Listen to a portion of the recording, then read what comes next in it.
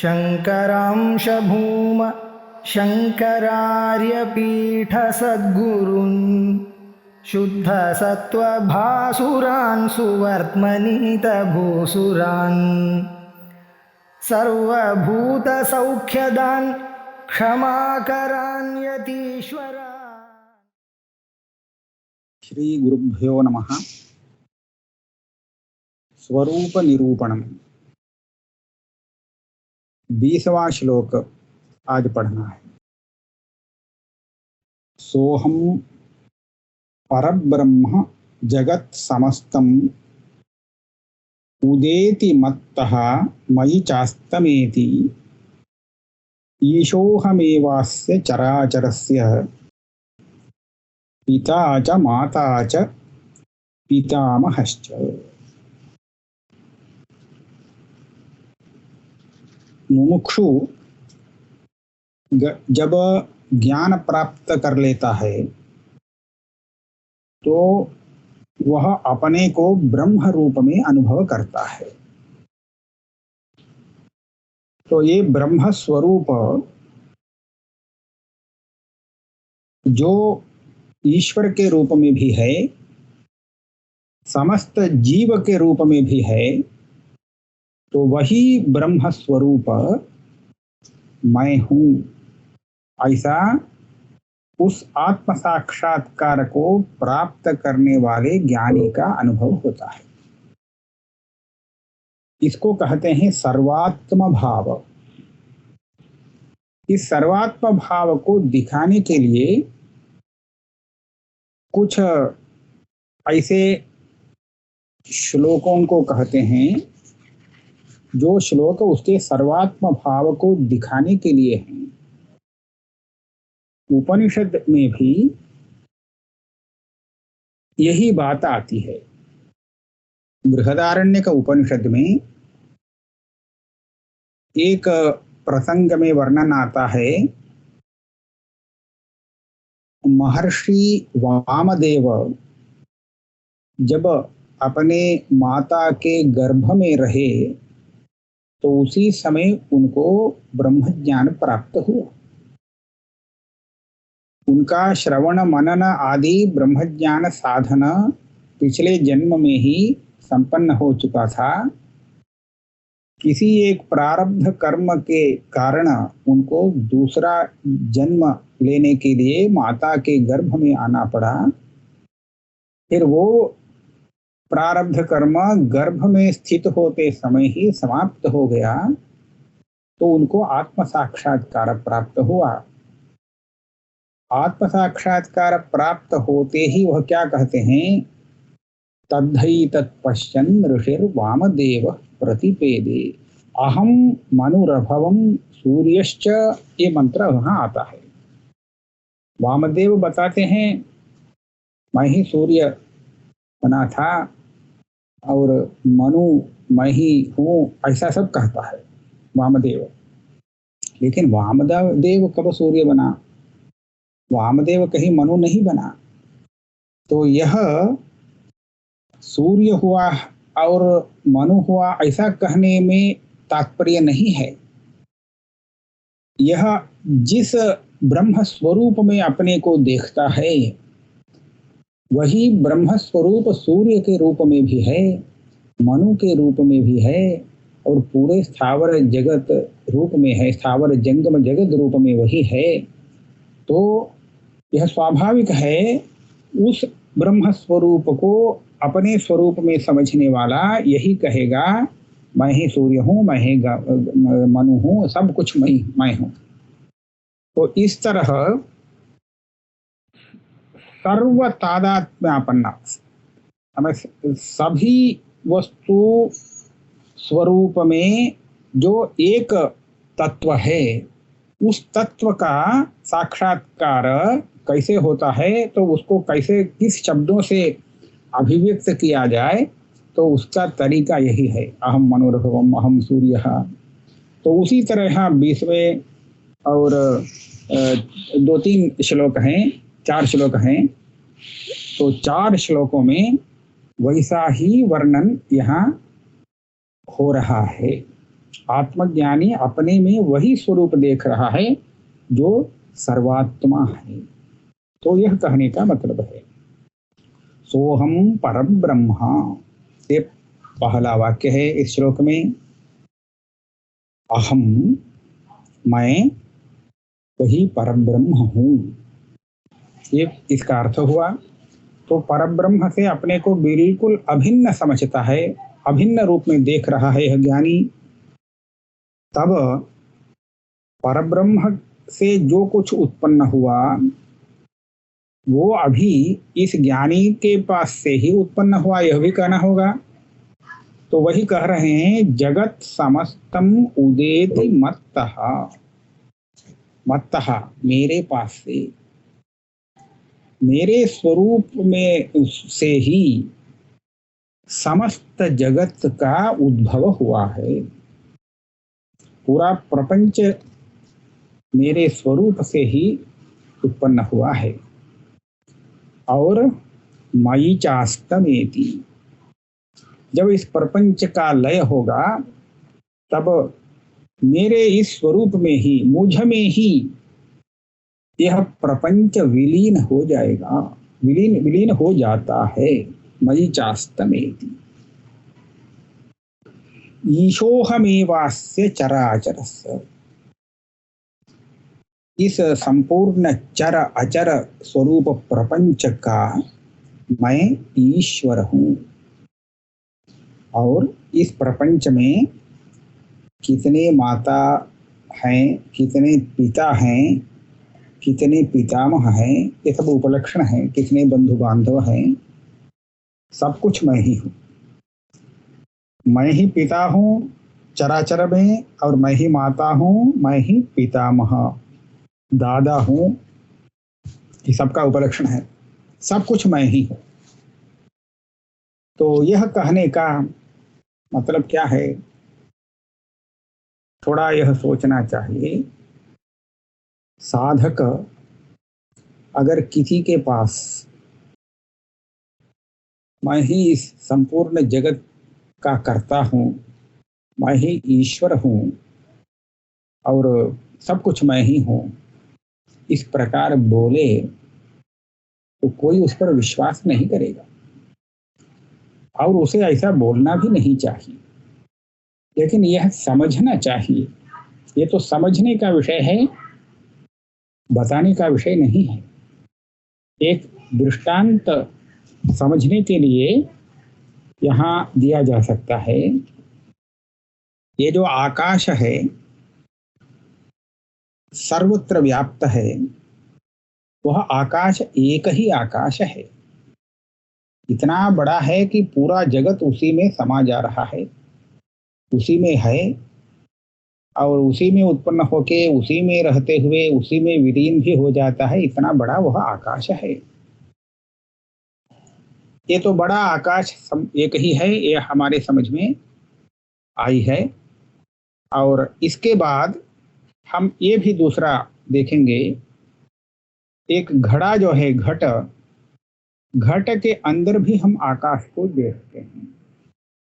इसको हम घटाकाश कहेंगे। अब जब आकाश की बात होती है तो हम अगर यह पूछते हैं घट में जो आकाश है और बाहर दिखने वाला जो आकाश है, दोनों आकाश एक है अथवा अलग अलग भिन्न है? अलग अलग आकाश तो नहीं है, एक ही आकाश है। आकाश एक ही है, किंतु हम जब घट रूप उपाधि को लगा करके देखते हैं तो घट के अंदर घट के बाहर ऐसा दो आकाश बन जाते हैं। घट के अंदर एक आकाश प्रतीति ऐसी होती है और घट के बाहर का आकाश, घट के अंदर का जो आकाश है वो छोटा होता है और बाहर का आकाश महा आकाश बड़ा है, बहुत बड़ा है। लेकिन आकाश तो आकाश ही है, वह एक ही आकाश है। अब हम जिस उपाधि दृष्टि से आकाश को देख रहे हैं, उस उपाधि दृष्टि में घटाकाश छोटा आकाश बन जाता है और इस छोटे से आकाश में ग्रह नक्षत्र तारागण संपूर्ण जगत अंदर आ सकते हैं क्या? बिल्कुल नहीं। घट के अंदर तो ये सब नहीं आ सकते हैं। इतना बड़ा जगत घट के अंदर कैसे आ सकता है?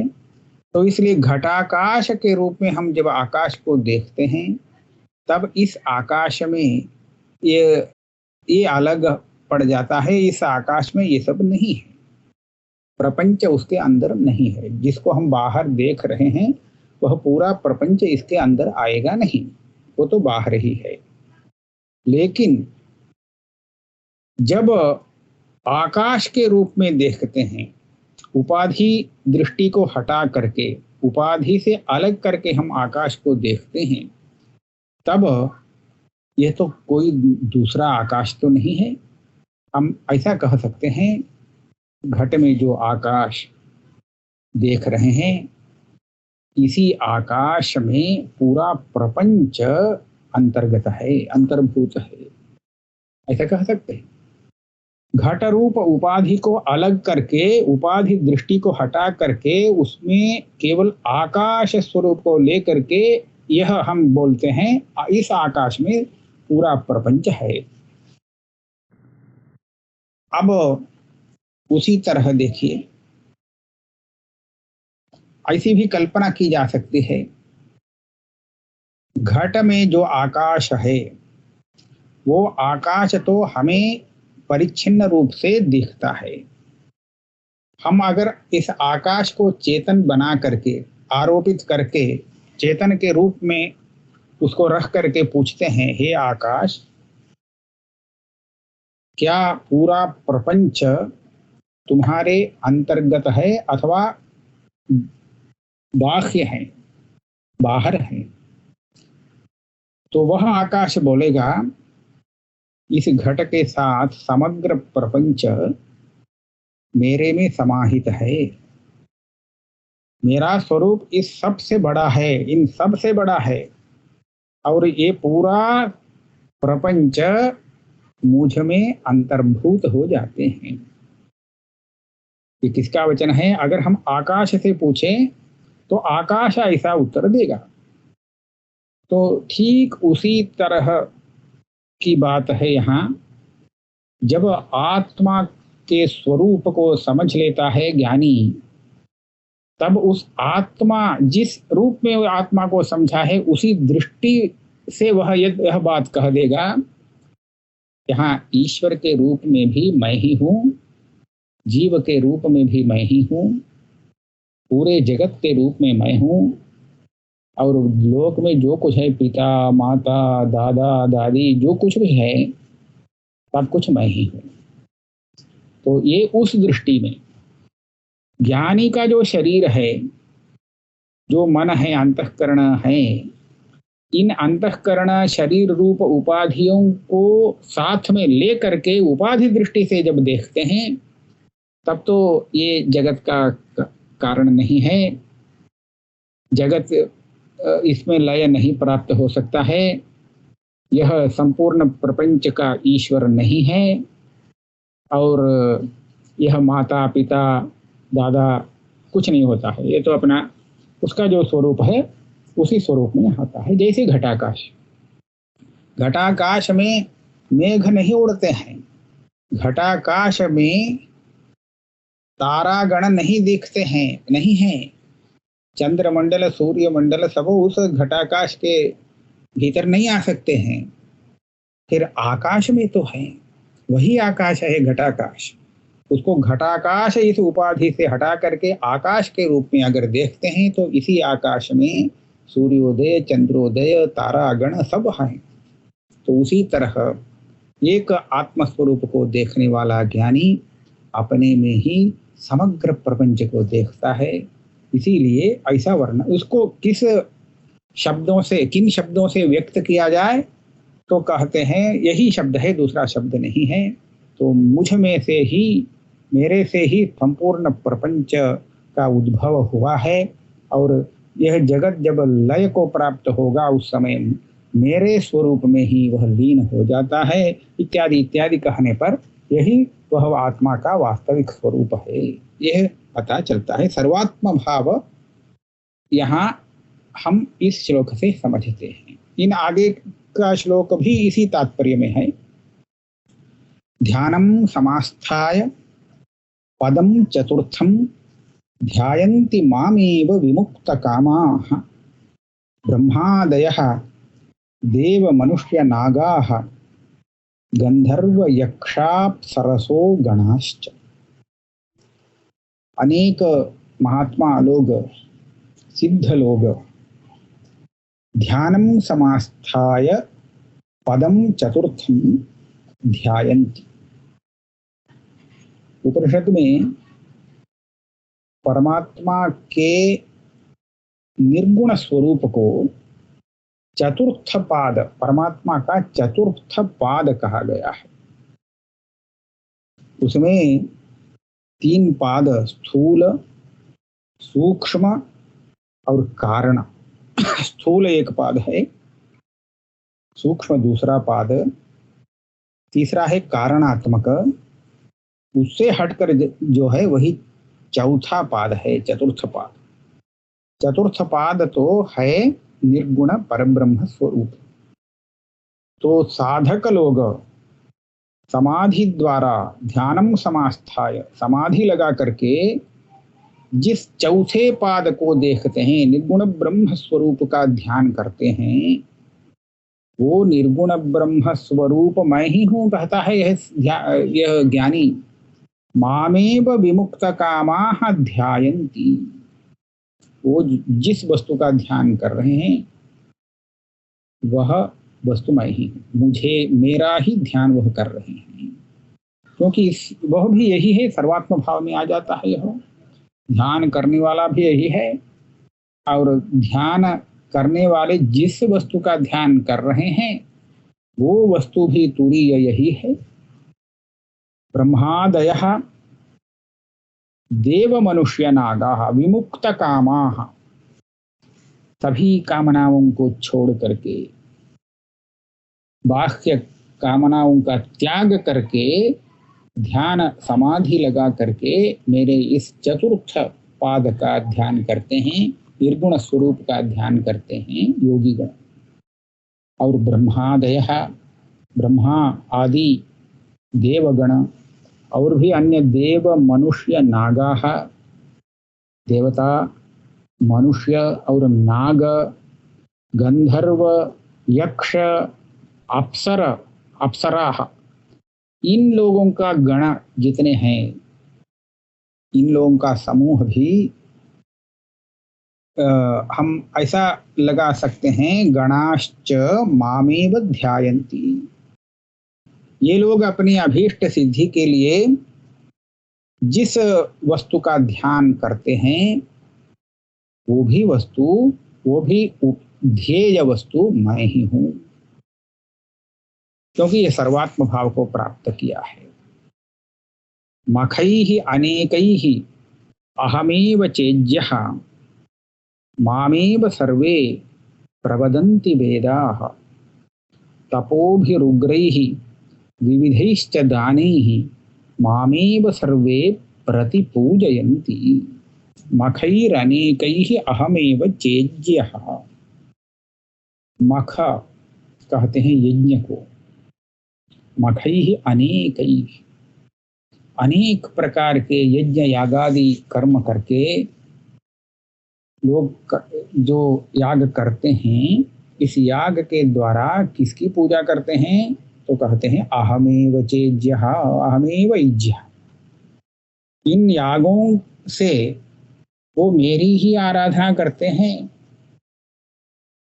इज्या, इज्या, इज्या शब्द का अर्थ यहाँ यज धातु से यह इज्यः यह शब्द बना है।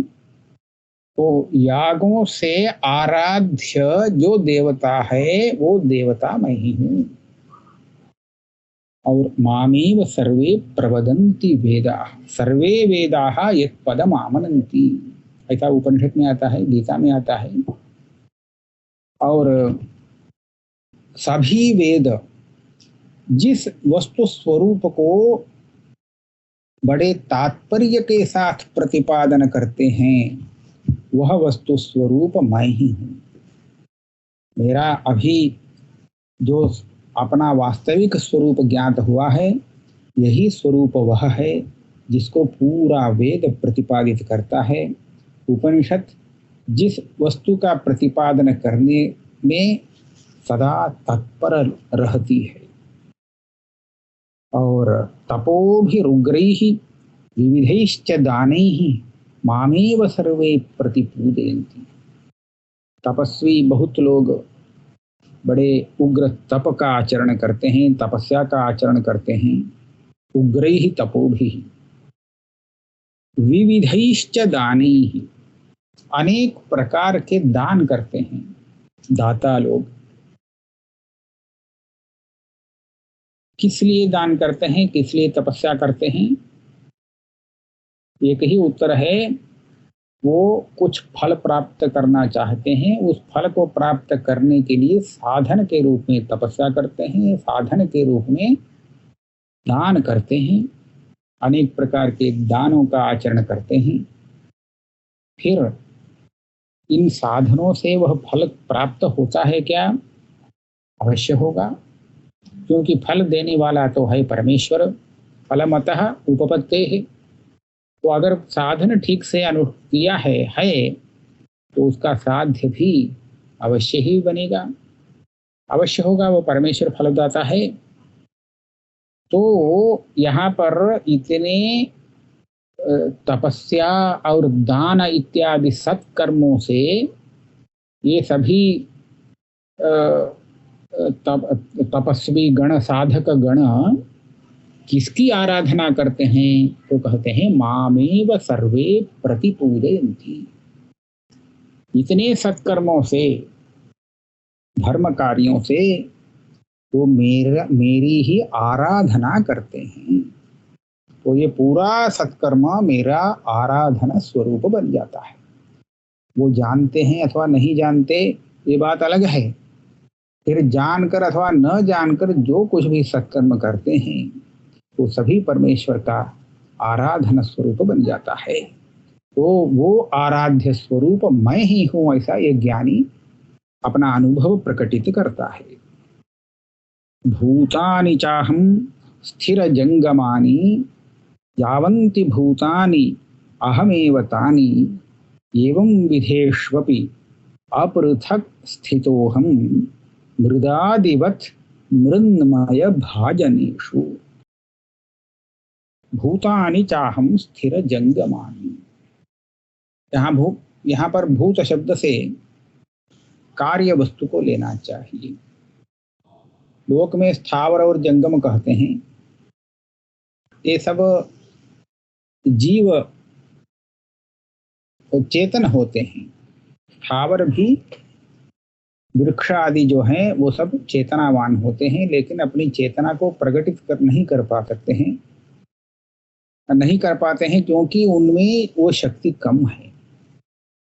और मनुष्य में वो चेतना शक्ति प्रकटित हो जाता है, क्योंकि इसके अंतःकरण में उसमें वो शक्ति है। वो अपनी चेतना को प्रकटित करता है, दूसरे को भी प्रकाशित कर देता है। तो ये बात है। तो इस तरह देखेंगे, स्थिर मने स्थावर, स्थावर जंगम जितने भूत हैं, कार्य हैं, वो सभी स्वरूप में मैं ही हूँ। भूतानि चाहं स्थिर जंगमानि। फिर से आता है जावंति भूतानि अहमेव तानि। अब यहाँ भूत शब्द से पंच महाभूतों को लेना चाहिए। पृथ्वी, जल, तेज, वायु, आकाश, ये 5 महाभूत होते हैं। और इन 5 महाभूतों से ही प्रपंच में सब कुछ बने हैं। जितने भी भौतिक पदार्थ हैं सब इन्हीं 5 भूतों के विकार हैं। तो इसीलिए ये स्थावर जंगम भूतों के कारणीभूत जो महाभूत हैं, पंच महाभूत, उस स्वरूप में भी मैं ही हूँ। यावन्ति भूतानि अहमेव तानि, मैं ही उस स्वरूप में हूँ। एवं विधेष्वपि अपृथक स्थितो हूँ। वस्तुतः ये सब मेरा वास्तविक रूप नहीं है, जैसा ये देखते हैं वो सब कल्पित रूप है। स्थावर जंगम, 5 प्रकार के महाभूत इत्यादि इत्यादि जो कुछ भी इंद्रिय से दिखने वाला स्वरूप है वो सब कल्पित रूप है। फिर भी इस कल्पित रूप के साथ मैं हूँ, साथ में हूँ, अपृथक। मेरे से इन कल्पित रूपों को पृथक करण नहीं किया जा सकता है, पृथक नहीं किया जा सकता है। इसीलिए अपृथक स्थितो हम। इसका एक दृष्टांत दे रहे हैं, मृदाधिवत मृन्मय भाजनेषु। मिट्टी से जो घड़ा बना है वो उस घड़े को हम मिट्टी से अलग तो नहीं कर सकते हैं। जिस मिट्टी से घड़ा बनाता है कुलाल, घड़ा बनाने के बाद उस मिट्टी को अलग तो नहीं कर लेगा। वो जो उसका कार्य है घड़ा, वो मृदात्मक है।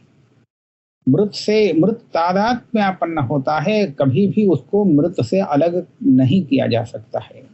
इसीलिए अपृथक स्थित है। मृत अलग इसलिए है क्योंकि घड़े के होने के पूर्व में भी है। घड़ा जब विनष्ट हो जाता है उसके बाद भी ये मृतिका है, घड़े के समय में भी है। घड़ा ऐसा नहीं है, तीनों कालों में मृतिका है। लेकिन घड़ा बीच में आता है, पहले नहीं था, बाद में आया, फिर नष्ट हो जाता है। लेकिन जब तक घड़ा रहता है तब तक तो मृत से, मृतिका से, मिट्टी से उसको अलग नहीं किया जा सकता है। तो उसी तरह पूरे प्रपंच में मेरा स्वरूप, आत्मा का स्वरूप व्याप्त है, जिसको हम प्रपंच से अलग होते हुए भी अलग नहीं कर सकते हैं। तो इसीलिए अपृथक स्थितो हम, ऐसा कहा गया है। मृदादिवत मृन्मय भाजनेषु अहम अमृतमयः न मर्त्यमूर्तिः इति कथमिव नरः स्मरेत् स्वरूपं निहितमुपनिषत्सु यत् सतत्वं कथितम अविस्तरशः तदेव सर्वम। अभी जो इन 4 श्लोकों में जो कुछ कहा है तो ये तो पूरा उपनिषद का सार है। ये क्यों यहाँ पर कहा गया है? क्योंकि जो अपने को मनुष्य समझ रहा है, वास्तव में उसकी यह भावना गलत है। ये तो अध्यस्त स्वरूप है। जो वह अपने को मनुष्य समझता है उसका वास्तविक जो स्वरूप है उपनिषद प्रतिपाद्य, उस स्वरूप को पहचानने के लिए इतना सब वर्णन किया गया। अहम अमृतमयः, उसको ऐसा अनुभव होना चाहिए, मैं तो अमृत स्वरूप हूं, कभी भी मुझे मरण का संबंध नहीं है, कभी मेरा मरण न हुआ न होगा, और मरण का संबंध बिल्कुल नहीं, इसीलिए अमृतमय है मेरा स्वरूप। न मर्त्य मूर्ति ही, ये जो मूर्ति अपना शरीर है इसका तो विनाश होने वाला है, तो ये कोई शाश्वत नहीं है, वो मर्त्य है, मरण युक्त, विनाश युक्त। वो तो ठीक है, वो जो दिखने वाला है, बाहर दिखने वाला शरीर, उसका तो विनाश होना ही होना है। लेकिन जो मेरा, उसको पहचानने वाला जो मेरा आत्म स्वरूप है, उसको देखने वाला जो आत्म स्वरूप है, वो तो है अमृतमय स्वरूप, इसका विनाश कभी नहीं। इसको जानना चाहिए। इसको जानने के लिए उपनिषद में कहा गया जो स्वरूप निहितम उपनिषत्सु यत् सतत्वम, उपनिषदों में जो परमार्थ तत्व निहित है, जिसको उपनिषद प्रतिपादित करती है, उस तत्व का जो स्वरूप है, उस तत्व स्वरूप को कथितम सर्वम, पूरा सकल उसका सांगोपांग स्वरूप यहाँ कहा गया है। साधन के साथ उसका स्वरूप बताया गया, बिना विस्तार के, अविस्तरशः तदेव सर्वम। सूक्ष्म रूप से। कभी कभी ऐसा होता है किसी विषय को विस्तार से कहना पड़ता है तभी श्रोता समझ सकता है। कभी कभी तो ऐसा होता है विस्तार से सुना गया जो विषय है उसको संक्षेप में बताने पर ही श्रोता ठीक से समझ पाता है। बहुत ज़्यादा विस्तार से वो कुछ नहीं समझता है, फिर उसका संक्षेप जब बताते हैं तब जा करके समझता है।